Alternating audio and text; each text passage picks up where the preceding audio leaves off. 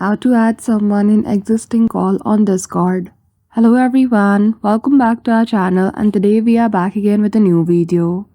So without any delay, let's get into it. For that, firstly open Discord application. Once you do, go to Friends section from your left hand side menu. Choose any one of the person to whom you want to call. Once you go to their chat, simply click on Call option at the top. Now once the call has been placed, if you want to add someone else into this existing call, click on plus at the person icon at the top. Once you do, you will see a search icon.